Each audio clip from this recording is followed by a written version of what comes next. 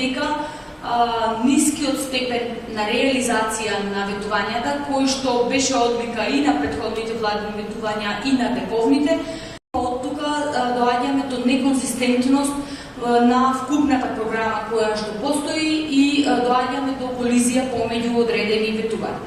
Препораките кои што се ги даваме во рамки на оваа анализа од текот на 2-годишна следење е дека потребна е транспарентна ревизија на програмите. Владата треба јавно да ги прегледа ветувањата и да ги ревидира оние ветувања за кои навистина не се веќе приоритет или едноставно не се возможни да бидат реализирани, кои што представуваат приоритет на граѓаните и на таков начин да има усогласување на потребите на граѓаните со она што владата го реализира. Исполнување за 22 мерки, не се исполнети 2 и нема податоци или има недоволно јасни податоци за 2 од мерките. Во најголем степен се однесува на политиките поврзани со основното и средното образование. Конкретно во средното стручно и дуалното образование има голем напредок во поглед на вклучување се поголем број на кампањи во дуалното образование.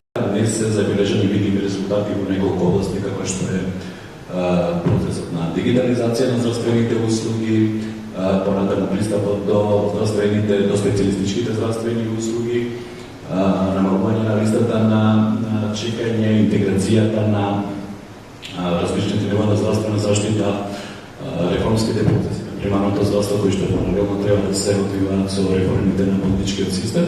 И од тука може да заклучиме дека генерално изминатата година беше искористена за решавањето на долгогодишните наталожени проблеми поврзани со кадровските и организацијските проблеми и со реализација на одредени помалбројна група на мерки кои што има директен ефект врз граѓаните. Има 31 ветувања, од овие 31 ветувања во текот на овие 2 години, точно на половината на мандатот, се исполнети 4 ветувања, 5 се во насока на исполнување, додека 22 се воопшто нереализира. Во втората година од мандатот, односно од минатиот пресек, се исполнети само 2 дополнителни ветувања од страна на владата.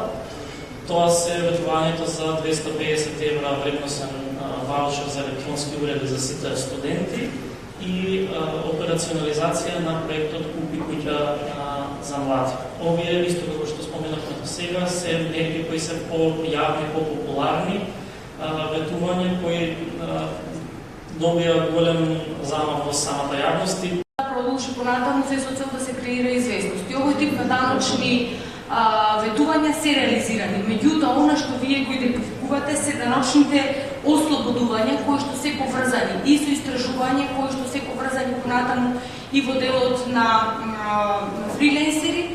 Сите тие даночни ослободувања не се понатамошно реализирани.